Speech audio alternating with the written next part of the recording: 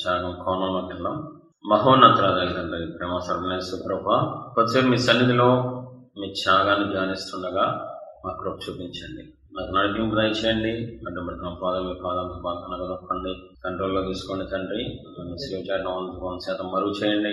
మీ మాట నా నోటి ఉంచండి. మీ బాధ నాకు తెలియచేయండి. సంఘానికి తెలియజేసే రీతిగా మీ బాధ నాకు తెలియచేయండి ప్రభు. మరి మాకు అర్థం కాదు, మేము పాపాత్మలం కాబట్టి పరిశుద్ధ త్యాగం మాకు అర్థం కాదు. మీరే సహాయం చేయండి ప్రభు. దాని త్యాగంలో కోణాన్ని ధ్యానిస్తుండగా మా హృదయాలు తెరవండి, మన నేత్రాలు తెరవండి. కోణం ద్వారా మేము గుర్తించాలి, ధ్యానించాలి, ప్రకటించాలి. కృప నాకు మాకు అనుగ్రహించమని, మీ నాయకత్వాన్ని బట్టి నాకు జయం తెచ్చేయమని చూపించమని పరిశుద్ధ గ్రంథం తీసి యోహాను సువార్త 19:34. సైనికులలో ఒకడు ఈటెతో ఆయన ప్రక్కను పొడిచెను, వెంటనే రక్తమును నీళ్లను కారెను. సైనికులలో ఒకడు ఈటెతో ఆయన ప్రక్కను పొడిచెను, వెంటనే రక్తమును నీళ్లను కారెను. ఈరోజు త్యాగంలో కోణం, మన తండ్రి మన రక్షకుడైన యేసయ్య మన కొరకు బల్లెపు పోటు భరిస్తేనే మనకింత గొప్ప రక్షణ ఇవన్నీ వచ్చినాయి. చూడండి, అందరూ మోస్తారు కదా నవమాసాలు. తల్లి అనేవాళ్ళు దానిలో గొప్పే ఉంది అని కన్న బిడ్డ తన తల్లితో అంటే ఎలా ఉంటుంది? అందరూ మోస్తారు, నువ్వు మోసేదేంటి? చాలా నీచంగా, అసహ్యంగా. తల్లి గుండె కోసుకుపోద్ది, గుండె పగిలిపోద్ది. కాబట్టి త్యాగం చేసిన వ్యక్తిని తక్కువగా చూసినా, త్యాగాన్ని తక్కువగా చూసినా ఆ వ్యక్తి గుండె పగిలిపోద్ది. మళ్ళీ ఇప్పుడు పొందారా? ఓకే, దీంట్లో ఏంటి? ఇప్పుడు మనం ఒకటి గుర్తుపెట్టుకోవాలి, చాలా ప్రాముఖ్యమైన విషయం చెప్తున్నాను మీకు. ఒక యవనస్తురాలు కొన్ని సంవత్సరాల తర్వాత పెళ్ళయింది. పెళ్ళైన తర్వాత ప్రెగ్నెన్సీ డెలివరీ టైంలో గట్టిగా అరుస్తుంది. నర్స్ వచ్చి పనికి మాలిందా అని అరుస్తే ఎందుకు డిస్టర్బెన్స్ గా ఫోన్లో నేను కామెడీ ప్రోగ్రామ్ చూసుకున్నాను, నీకు గోల ఎక్కువైపోయింది, ఎందుకు అరుస్తున్నావు నువ్వు? సిగ్గు లేదా, బుద్ధి లేదా, తెలీదా? ఆడవాళ్ళందరూ అలాగే కంటారని పిల్లల్ని. పక్కింటి వాళ్ళు, ఎదురింటి వాళ్ళు, చుట్టాల్లో డెలివరీ అయినప్పుడు తెలుసు కదా, అయినా ఎందుకు అరుస్తున్నావు? ఇష్టపడేగా పెళ్లి చేసుకున్నావు, పిల్లలు కన్నావు, మరి ఎందుకు నొప్పి అంటావేంటి? ఎంత ఇష్టపడినా, ఎంత పిల్లలు కావాలి, తల్లి అవ్వాలని ఎంత కోరుకున్నా, నొప్పులు వచ్చినప్పుడు అరవడం కామను, బాధ కామను, కన్నీళ్లు కామను. ఎవడు రమ్మన్నాడు ఇప్పుడు యేసు ప్రభు వారిని? మీరు రమ్మన్నామేంటి? ఇష్టపడి వచ్చాడు. ఎంత ఇష్టపడి వచ్చినా భూమి మీద ఆ సమయంలో బాధ వస్తుంది. పాపాత్ములు శోధిస్తున్నప్పుడు బాధ రాకపోతే, ఇష్టపడే చేశారు మన కోసమే, అలాగనే ఆయన ఫీలింగ్స్ లేకుండా ఉంటాయా, భావోద్వేగాలు లేకుండా ఉంటాయా? ఇదే చాలా ఇంపార్టెంట్. ఇష్టపడే తల్లి ఇష్టపడే పిల్లలుగా అంటది, నా బిడ్డకి జన్మనివ్వాలని ఒక మంచి ఉద్దేశంతోనే. కానీ ఆ టైంలో నొప్పులు వస్తాయి, ఆ టైంలో బాధ వస్తుంది, కన్నీళ్ళు వస్తాయి, భరించలేదు. అంటే ఆయనకి భావోద్వేగాలు ఉన్నాయి, భావోద్వేగాలతోనే పరిచయం చేశారు, శ్రమ అనుభవించారు, సిలువెక్కారు. కాబట్టి బాధ రాదు, ఏడుపు రాదు, వేదన రాదు అనుకోవటం ఒక పిచ్చితనం. మరి మీరు ఎలా ఉన్నారో నాకు తెలియదు. ఇప్పుడు బల్లెపు పోటు పొడిస్తే ఆయన మన కోసం భరించారు కాబట్టే ఈరోజు మనకు రక్షణ వచ్చింది. అందుకనే చూడండి, ఎందుకు పౌలు ఇంత గొప్ప రక్షణ నిర్లక్ష్యం చేస్తే నువ్వు తప్పించుకోలేవు. ఎందుకు అంత వార్నింగ్ ఇచ్చాడు పౌలు? ఎందుకంటే దేవుడు త్యాగం ద్వారా వచ్చిన రక్షణ కాబట్టి. ఎవ్వరూ చెయ్యని, ఊహకందని త్యాగం, వర్ణనకు కుదరని త్యాగం, సృష్టి అంతా ఆశ్చర్యపోయిన త్యాగం, దేవదూతలు సహా. ఏంటి దేవుడు, ఇంత గొప్ప దేవుడు అంత దిగజారిపోయారేంటి వీళ్ళ కోసం అని దేవదూతలు సహా ఆశ్చర్యపోయేలాగా చేసిన త్యాగాన్ని నిర్లక్ష్యం చేసి, ఇచ్చిన రక్షణ నిర్లక్ష్యం చేస్తే ఎవడు తప్పించుకోలేడని పౌలు హెచ్చరిస్తున్నాడు. ఎందుకంటే త్యాగపూరితంగా మనకిచ్చిన రక్షణ కాపాడుకోవాలి. ఏ దేవుడైతే ప్రాణం పెట్టారో అదే దేవుడు రాబోతున్నాడు త్వరలో. దేనికి? మళ్ళీ ప్రాణం పెడతానికి కాదు, ప్రాణం తీసేయడానికి. ఆ దేవుడు ఈ దేవుడు ఒకటేనా అనిపిస్తుంది. ఆ కోణం వేరు, ఈ కోణం వేరు. ప్రేమతో వచ్చారు ఒకప్పుడు, ఉగ్రుడుగా రాబోతున్నారు. ఎవరైతే మారు మనసు పొందకుండా, బ్రతుకులు మార్చుకోకుండా, ఇంకా లోకంలోనే, ఇంకా పాపంలోనే ఉంటూ దేవుడి నామాన్ని అవమాన పాలు చేస్తున్న ప్రతి ఒక్కరిని ఆయన ఓర్చకోత కోయడానికి రాబోతున్నారు. కాబట్టి మనం గమనించాలి ఈరోజు కోణం. ఆయన మన కొరకు సర్వాధికారి అయిన దేవుడు, సర్వశక్తిమంతుడైన దేవుడు, సృష్టికర్త అయిన దేవుడు మన పాపము నిమిత్తం, మన దోషము నిమిత్తం, మన అతిక్రమాల నిమిత్తం బల్లెపు పోటు భరిస్తే మనకి ఈరోజు రక్షణ వచ్చింది. ఎవరు ముట్టుకోగలరు ఆయన్ని? అసలు ఎవరు వెళ్ళగలరు దేవుడి దగ్గరికి? ఆయన మహిమగల దేవుడు, సమీపించరాని తేజస్సులో ఆయన మాత్రమే నివసిస్తారంట. ఈవెన్ పరలోకంలో ఉండే దేవదూతలు కూడా దగ్గరికి వెళ్ళటం కాదు కదా, దూరం నుంచి కూడా ఆయన మహిమను చూడలేరు. అందుకని దేవదూతలు 2 రెక్కలతో కళ్ళని కప్పుకొని, అంటే ఎంత గొప్ప దేవుడు, ఈ లోకంలో ఎంత అధికారైనా, అమెరికా ప్రెసిడెంట్ అయినా పక్కనోడు వెళ్ళి ముట్టుకోవాల్సిందే, పరిచయ నిమిత్తం గాని దేనికైనా. అలా దేవుడు దగ్గరికి పోతారు. ఈ అధికారం వేరు, ఆ అధికారి వేరు. ఆయన సర్వాధికారి, మహిమగల దేవుడు, సర్వలోకానికి దగ్గరికి వెళ్ళటాలు అసాధ్యం. దూరం నుంచే అంత ఏదైనా చూడటం, అది కూడా ఆయన అవకాశం ఇస్తేనే. అలాంటి మహిమగల దేవుణ్ణి మనిషిగా వస్తే బల్లెపు పోటుతో పొడిస్తే, ఎందుకు అలాంటి స్థితి వచ్చింది యేసు ప్రభు వారికి అంటే మన వల్లే, మన పాపం వల్లే. అసలు ఎంత బాగుంటుంది తెలుసా? ఆదికాండం 1వ అధ్యాయం ఎక్కువ ధ్యానించాలి. ఆదామవ్వని చేసి, ఇంగో నేను మట్టితో చేశా, మహిమగల దేవుణ్ణి, మీరు మట్టి మనుషులు బానిసలుగా ఉండండి అనలేదండి. మీరు నా స్వరూపం, నా పోలిక ఈ భూలోకం మొత్తాన్ని బాబా ఏం దేవుడు అండి, ఏం ప్రేమ అండి మనం అంటే. పరిపాలించండి, మొత్తం సృష్టిని ఏలండి, భూలోకాన్ని ఏలమంటున్నారండి. అధికారం ఇచ్చారు ఆదామవ్వకి. నేను పరలోకంలో వెళ్తాను, భూలోకంలో నా వారసులుగా మీరే. ఏం ప్రేమ అండి, ఏమి అండి, పిచ్చిపడేస్తున్నారు. అప్పుడప్పుడు అనిపిస్తూ ఉంటుంది, పాపపు లోకాన్ని చూసినప్పుడు, పాపం లేనప్పుడు, ఆదామవ్వ పాపం చేయనప్పుడు అసలు ఏదైనా తోట ఎంత బాగుండేదో. దేవుడు రోజు పరలోకం నుంచి రావటం, ఏదైనా తోటలోకి పిల్లలతో ఆడుకున్నట్లు ఆదామవ్వతో, బాబా ఎంత బాగుంది. సమస్తాన్ని మీ కాలి కింద పెట్టారంటారండి దేవుడు. మన కాలి కింద పెట్టేశారంట దేవుడు. ఎందుకు అంటే మనం ఆయన స్వరూపం. ఈ రోజు మనం చూసుకొని దేవుణ్ణి అపార్థం చేసుకుంటాం. ఈ బలహీనమైన శరీరాలను చూసి మనం జంతువులకి భయపడి, ఈ సృష్టికి భయపడే మనం ఫస్ట్ నుంచి ఇదేనేమో అన్న భ్రమలో ఒకసారి మనకి అనుమానం వస్తుంది. కానీ ఇది కరెక్ట్ గా, ఇదిగా పాపం చెయ్యక మనుషుల్ని చేసినప్పుడు దేవుడు, ఇదిగో సమస్త భూజంతువుల్ని మీరు ఏలాలి, అన్ని మీకు లోపడతాయి, ఎవరైనా మీకు లోపడతారు, ఈ భూలోకం అంతా మీకు రాసిచ్చేశాను, నీకు అధికారం ఇచ్చాను, హ్యాపీగా ఉండండి అంటే మనం పాపం చేసి మహిమను కోల్పోయి, అధికారాన్ని కోల్పోయి, ఈరోజు చేతగానంలాగా పరిమాణంలో మారిపోయాం. గొప్ప కోటీశ్వరుడు, బెంజిగారులో తిరిగేవాడు, పెద్ద పెద్ద హోటల్స్ లో వెళ్ళి భోజనం చేసేవాడు, కొంతకాలం తర్వాత అడుక్కునేవాడిగా కనబడ్డాడు. ఎలా ఉంటుంది? ఒకప్పుడు బాగా అనుభవించిన వాడురా, కోట్లు ఉన్నాయిరా, అరే పనులకు కూడా అపార్ట్మెంట్లు కట్టించాడరా, ఫ్లైట్లో తిరిగేవాడురా. తాను చేసిన తప్పు వల్ల డబ్బు పోయి, ఆస్తి పోయి, అన్ని పోయి రోడ్డు మీదకి వచ్చాడు. సేమ్ మనం దేవుని స్వరూపం, దేవుని పోలిక, ఆదామవ్వ మహిమలో ఉండేవాళ్ళు, వాళ్ళు చేసిన పాపం వల్ల అన్ని పోగొట్టుకున్నారు. కానీ దేవుడు ఉద్దేశం ఇది కాదు.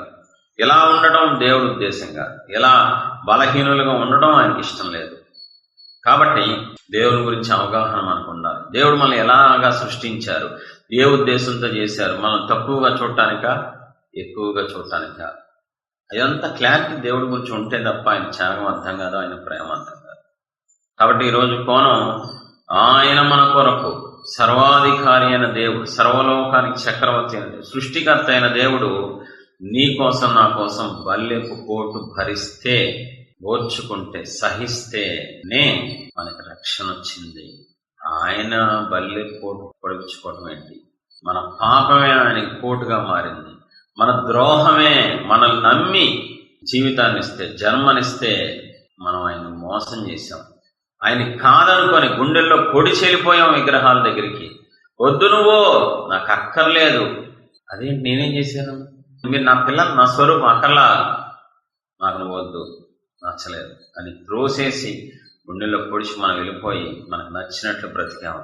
అదంతా ఆయనకి శిక్షగా మారిపోయింది. మళ్ళీ మనం ఆయన దగ్గర రావాలంటే, మళ్ళీ మనం ఆయన పిల్లలుగా మారాలంటే, మళ్ళీ మనకు అధికారం రావాలంటే ఆయన త్యాగం చేయాలి. దయచేసి గొప్పగా చూడండి త్యాగాన్ని. అది కష్టపడితే, ఎన్ని కోణాల్లో త్యాగం చేస్తేనే రక్షణ అనేది వచ్చింది.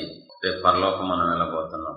ఈ త్యాగాన్ని మనం గుర్తించకుండా, ధ్యానించకుండా పరలోకం వెళ్ళడం అసాధ్యం అండి. ఆయన చూద్దాం. నా పాపాన్ని బట్టి మీరు బల్లెపోటు భరించాల్సి వచ్చిందయ్యా. కేవలం నా పాపమే, నా దోషమే, కేవలం నన్ను రక్షించడం కోసం అంత త్యాగం చేయడం అవసరమా ప్రభువా? ఈ పాపిని రక్షించడం కోసం మీరు బల్లెపోటు పొందాలా ప్రభువా? ఈ నీచుడిని కాపాడడం కోసం, పనికిమాలినోడి కోసం అంత త్యాగం చేయడం అవసరమా? మనస్సుతో ఆలోచించండి. ఎవరి కోసం ఏం చేశారు, ఎంత కష్టపడితే ఈ రక్షణ వచ్చింది, ఎన్ని కోణాల్లో త్యాగం చేస్తే ఈరోజు ఈ రక్షణ వచ్చింది. ఏ పాపము ఎరుగని మీకు ఈ పాపలోకమే సిలువ వేసింద, ఏ నేరము తెలియని మీకు అన్యాయపు తీర్పునే ఇచ్చిందా, ఏ పాపము ఎరుగని మీకు ఈ పాపలోకమే సిలువ వేసిందా, ఏ నేరము తెలియని మీకు అన్యాయపు తీర్పునే ఇచ్చిందా, మోయలేని ప్రాణుతో మోము పైన ఉమ్ములతో తడవలేని నడకలతో తడబడుతూ పోయారా, సోలివాలిపోయారా. ఎవరి కోసము ఈ ప్రాణత్యాగము, ఎవరి కోసమో ఈ ప్రాణత్యాగము, నీ కోసమే నా కోసమే కలువరి పయనం, ఈ కలువరి పయనం, కలువరి పయనం, ఈ కలువరి పయనం. జీవ కిరీటం నాకు ఇచ్చారు, ముల్ల కిరీటం మీకు పెట్టాను, జీవజలములో నాకు ఇచ్చారు, చేదు చిరకను మీకు ఇచ్చాను, జీవ కిరీటం నాకు ఇచ్చారు, ముల్ల కిరీటం మీకు పెట్టాను, జీవజలములో మాకు ఇచ్చారు, చేదు చిరకను మీకు ఇచ్చాను, మా ప్రక్కన ఉండే అమ్మ కాపాడుచుండగా మీ ప్రక్కల బల్లెముతో ఒక్క పోటు పొడిచి తిని, ఒక్క పోటు.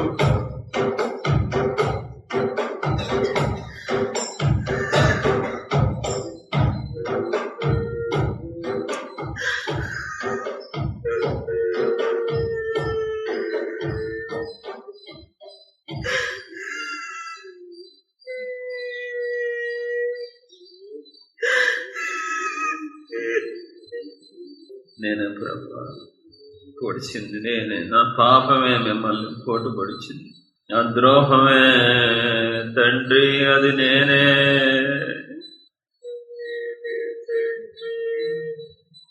నా వల్లే మీకు అబ్బాలే పోటు తండ్రి, నా వల్లే. ఏం చేశారయ్యా బాబు, ఏం చేశారు? నన్ను ప్రేమించినందుగా, నన్ను చేరదీసినందుగా ఈ కర్మ పట్టింది మీకు.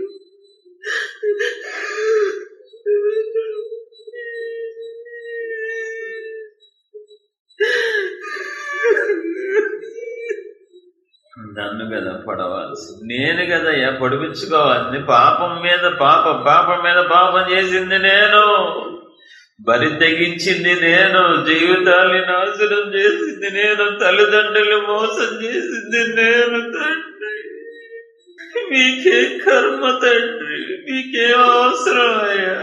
ఎక్కడుండాల్సిన మీరు ఎక్కడికి వచ్చారు తండ్రి? ఎలా ఉండాల్సిన మీరు ఎలా అయిపోయారు తండ్రి. నా పాపం ఏంటంటే బాబో, ఎంత కష్టపడ్డారా, ఎంత త్యాగం ఏంటయ్యా, అసలు ఏం అర్థం కావట్లేదు తండ్రి. నన్ను రక్షించడం ఇంత అవసరమా?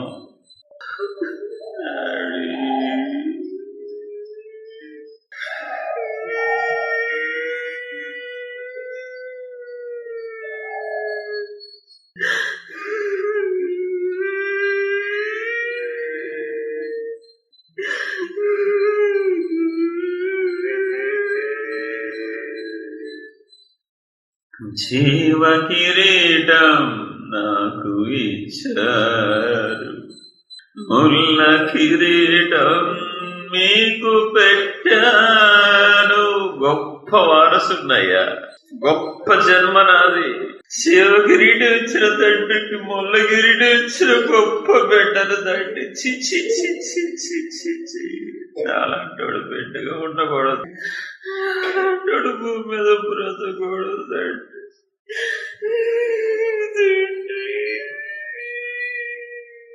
జీవజలములు నాకు ఇచ్చారు, చేదు చిరకను మీకు ఇచ్చారు. నా ప్రక్కన ఉండి నన్ను కాపాడుచుండగా మీ ప్రక్కల బల్యముతో గట్టిగా రప్పలాగా కాపాడారయ్యా. తల్లి పడుకున్నా మీరు పడుకోకుండా, జన్మనిచ్చిన తండ్రి వదిలేసిన అప్పుడప్పుడు మీరు వదిలేయకుండా కంటికి రప్పలాగా నన్ను కాపాడినందుకు నా ప్రక్క నుండి నన్ను కాపాడుచుండగా మీ ప్రక్కల బల్లెముతో ఒక్క పోటు పొడిచితిరే.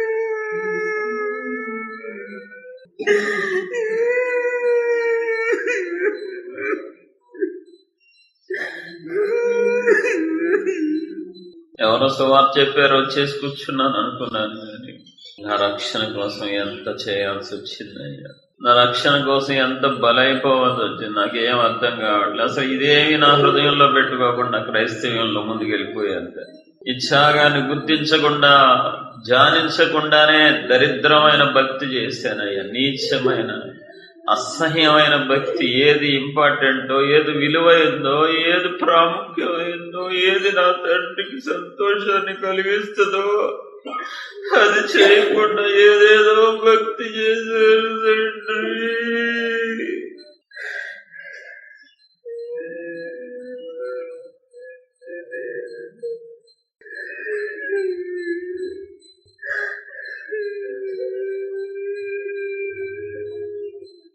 త్యాగాన్ని ఏనాడు గుర్తించలేదయ్యా, ఏనాడు ధ్యానించలేదయ్యా, ఏనాడు ప్రజలకు ప్రకటించలేదు. విలువైన త్యాగం, బలమైన త్యాగం, ఘనమైన త్యాగం తండ్రి. వాక్యాలు చెప్పానే గాని త్యాగానికి సంబంధించి చెప్పలేదే. నేను ఓడిపోయానే, నేను త్యాగాన్ని గుర్తించడంలో ఓడిపోయాను, గొప్పగా ఓడిపోయానయ్యా. నిజంగా మిమ్మల్ని ప్రేమించి ఉంటే గుర్తించేవాడిని, గొప్పగా చూసేవాడిని. ఇంత త్యాగం చేసిన మిమ్మల్ని గొప్పగా నా జీవితంలో పెట్టుకొని ప్రతి క్షణం మిమ్మల్ని సంతోష పెట్టేవాడిని, ప్రతి క్షణం మీకు ఆనందాన్ని, పరవశాన్ని ఇచ్చేవాడిని. కానీ ఈరోజు నా వల్ల మీకు దుఃఖమే మిగిలిందయ్యా, నా వల్ల మీకు బాధే మిగిలింది తండ్రి. అలాంటోడు బ్రతకూడదు.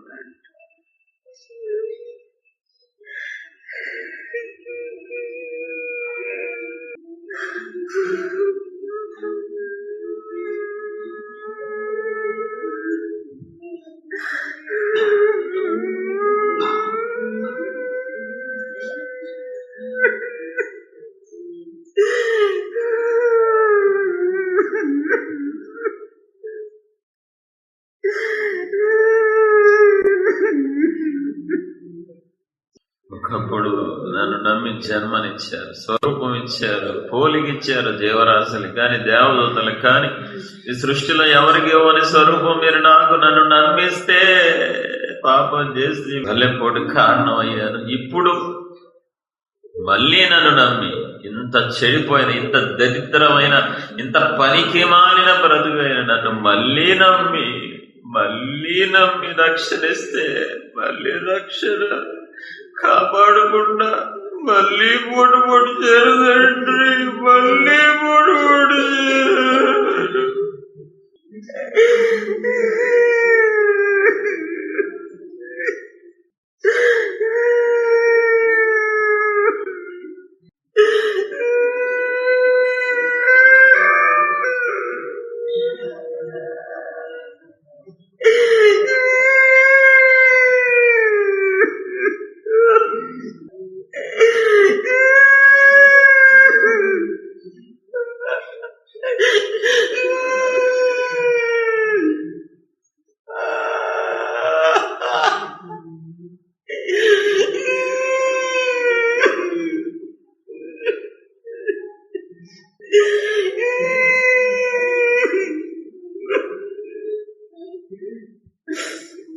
నన్ను నమ్మి ప్రభా రక్షణిస్తే వెన్నుపోటు పడిచానయ్యా, నన్ను నమ్మి పరిచయిస్తే వెన్నుపోటు పడిచాను ప్రభా. ఏ విషయంలో నేను నమ్మకంగా లేను తండ్రి. చాలు ప్రభా, ఈ భూమి మీద బ్రతికే అర్హత నాకు లేదు. బాగు చేయండి, పూర్తిగా లోపం లేని సేవకుడుగా పర్ఫెక్ట్ గా మారిపోవాలి తండ్రి. చూపించండి. ఘోర పాపినయ్యా, చూడలేను మీ రూపం, మీ స్వరమును వినినే దాగి ఉంటినయ్యా.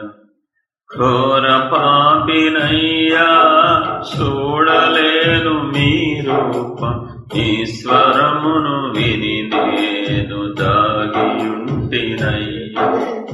అపవాది మాటతో మోసపోతిని, మీరిచ్చిన ఆజ్ఞనే మరచిపోతిని, మీరిచ్చిన ఆజ్ఞనే మరచిపోతిని.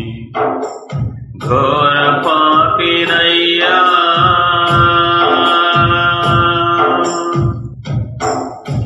కోరారు నాతో స్నేహాన్ని, చేశారు దేవా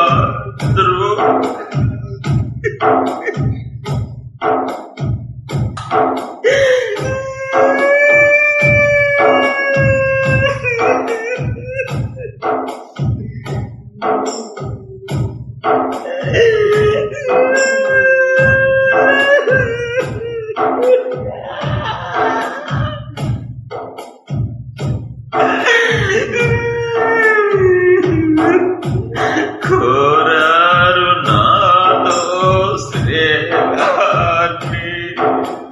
చేశాను దేవా ద్రోహాన్ని.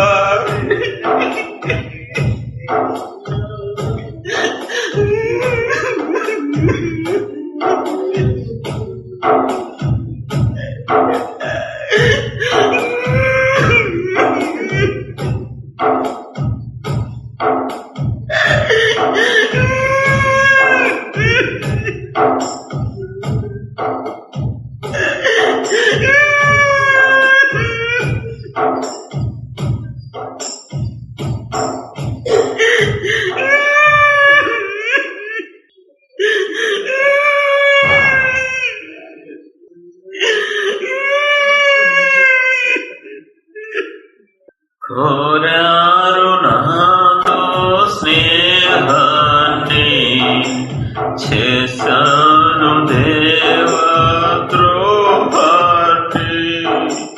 కోరారు నాతో స్నేహాన్ని, చేశాను దేవా ద్రోహాన్ని.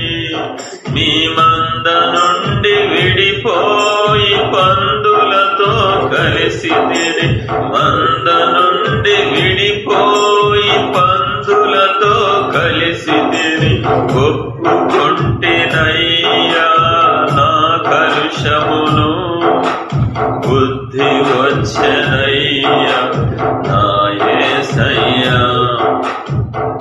ఒక్కసారి మాట్లాడు నా యేసయ్యా, తప్పిపోయారని ఒప్పుకొంటినయ్యా. ఒక్కసారి మాట్లాడు నా యేసయ్యా, తప్పిపోయారని ఒప్పుకొంటినయ్యా. మీ ఆజ్ఞను మీరినే పాపం చేసితి, మీ వెలుగును చూడలేక దాగియుంటిని. మీ ఆజ్ఞను మీరినే పాపం చేసితి, మీ వెలుగును చూడలేక దాగియుంటిని. తప్పు తెలిసి మీ పాదముల చేరితిని, నా తప్పు తెలిసి మీ పాదముల చేరితిని. క్షమించి మీ సన్నిధి నన్ను చేర్చుమయ్యా. ఒక్కసారి మాట్లాడు నా యేసయ్యా, కడవరకు మిమ్ము విడువను యేసయ్యా. ఒక్కసారి మాట్లాడు నా యేసయ్యా, కడవరకు విడువను యేసయ్యా. మీ ఆత్మను కోల్పోయి కట్టబడితిని, అంధుడనై తిరగలి విసురుచుంటిని. మీ ఆత్మను కోల్పోయి కట్టబడితిని, అంధుడనై తిరగలి విసురుచుంటిని. బలహీనుడనై మిమ్ము ప్రార్థించుచుంటిని, బలహీనుడనై మిమ్ము ప్రార్థించుచుంటిని. కోల్పోయిన మీ ఆత్మను దయచేయుమా, కోల్పోయిన ఆత్మను దయచేయు. ఒక్కసారి మాట్లాడు నా యేసయ్యా, ప్రాణమైన విడువనయ్యా, నిన్ను మరువనయ్యా. ఒక్కసారి మాట్లాడు నా యేసయ్యా, ప్రాణమైన విడుతునయ్యా, నిన్ను మరువనయ్యా. కోరారు నాతో స్నేహాన్ని, చేశాను దేవ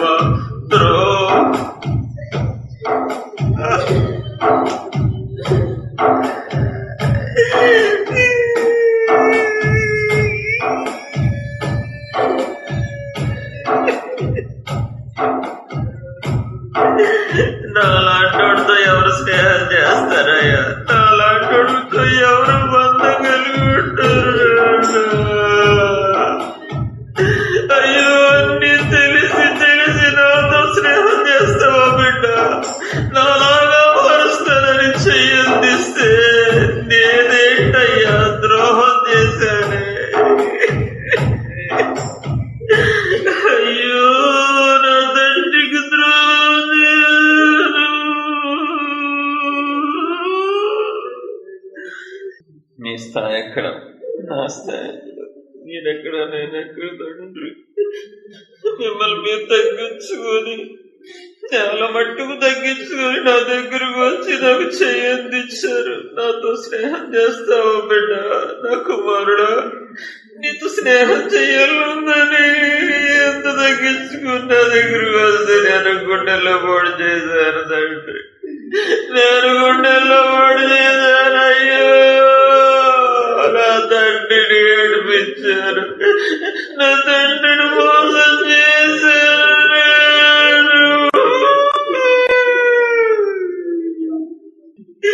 రక్తం ఇచ్చి కొనుక్కున్న తండ్రిని మోసం చేశారు. నాకు బదులుగా పండించిన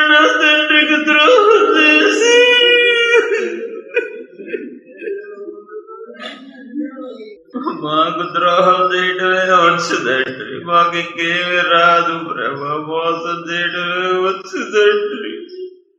మీరేమో మళ్ళీ అమ్ముతారు, మీరేమో రాత పెట్టుకుంటారు.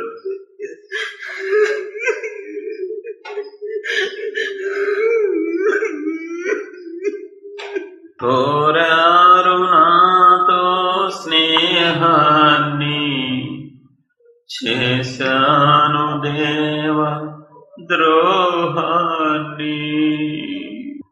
భూమి మొత్తం మీద నా అంత దరిద్రుడు, చెడిపోయినోడు, మోసగాడు, అన్యాయస్తుడు ఎవడో ఉండడు తండ్రి. పరమ నీచుడి తండ్రి, పరమ మోసగాడు.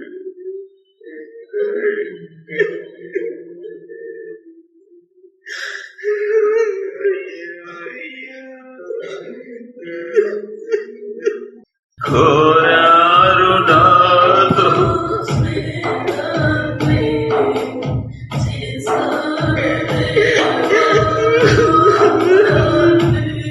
మీ వద్ద నుండి విడిపోయి పందులతో కలిసి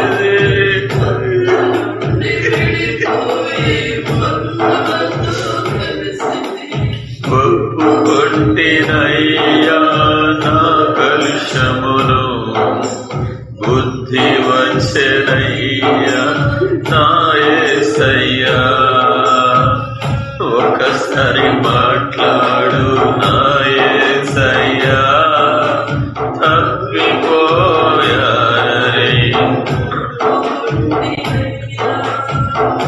ఒకసారి మాట్లాడు నా యేసయ్యా.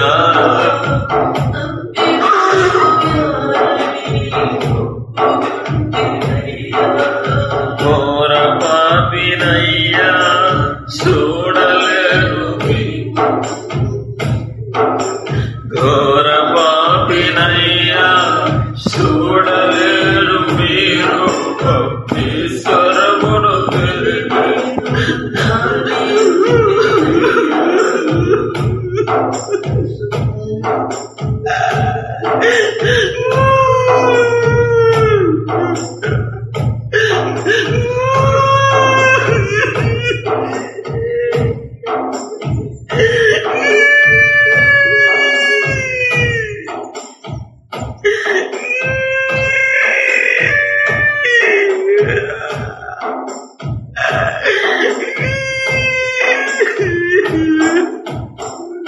మీ ఆజ్ఞను మీరి నేను పాపం చేసితి, మీ వెలుగును చూడలేక దాగియుంటిని. మీ ఆజ్ఞను మీరి నే పాపం చేసితి,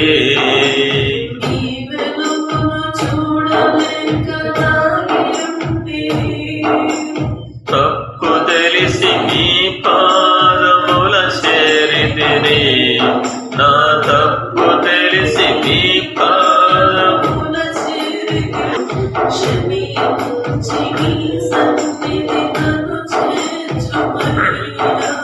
క్షమించి మీ సన్నిధి నన్ను చేర్చుమయ్యా.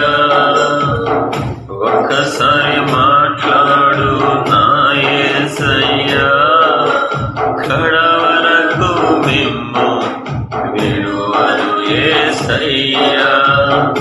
ఒక్కసారి మాట్లాడు నా యేసయ్యా, కడవరకు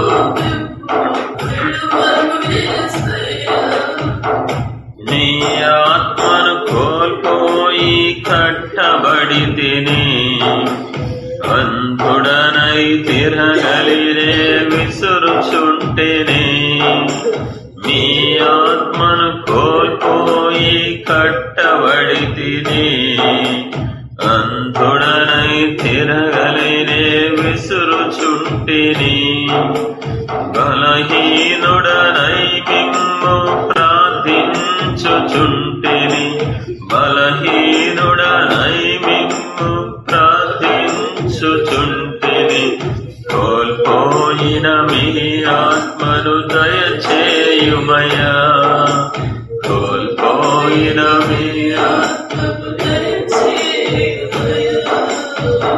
ఒక్కసారి మాట్లాడు యేసయ్యా ప్రాణమైన విడుతునయ్యా మిమ్ము మరువనయ్యా ఒకసారి మాట్లాడు నా యేసయ్యా ప్రాణమైన విడుతునయ్యా మిమ్ము విడువనయ్యా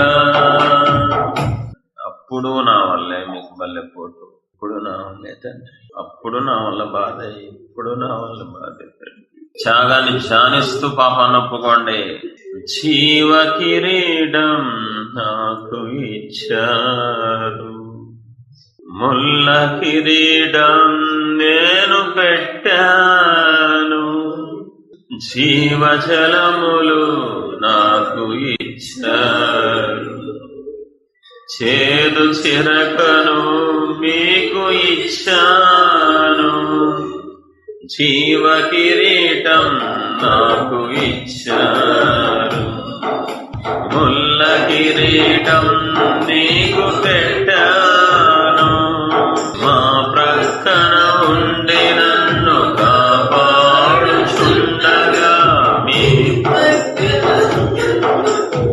ఒక్క పోటు పొడిచి తిని మా ప్రక్కన ఉండి మమ్ము కాపాడుచుండగా ఈ ప్రక్కల బల్లెముతో ఒక్క పోటు పొడిచి తిని ఒక్క పోటు పొడిచి తిని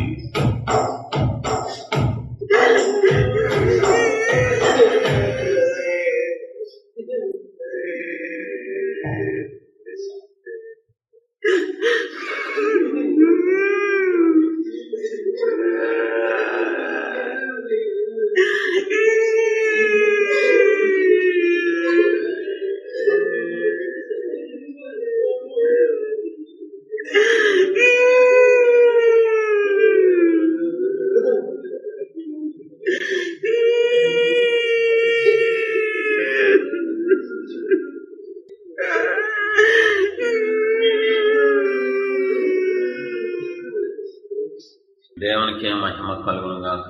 పరిశుద్ధ త్యాగాన్ని గుర్తించడానికి ధ్యానించడానికి దేవుడు ఇచ్చిన గొప్ప భాగ్యాన్ని బట్టి దేవునికి మహిమ కలుగును గాక. మన దేవుడు మనల్ని ప్రేమించి మనకిచ్చిన కన్నీరు బట్టి, ప్రతి కన్నీటి బొట్టును బట్టి, ఆయన తాకి మనకిచ్చిన కన్నీటి బొట్టును బట్టి, ప్రతి కన్నీటి బొట్టును బట్టి దేవునికి సమస్త మహిమ కలుగును గాక. మనకిచ్చిన ప్రతి పాపకు ఒప్పుకోలు కన్నీటిని బొట్టు బట్టి కోటి స్థుతులు కోటి ముద్దులు దేవునికి చెల్లును గాక.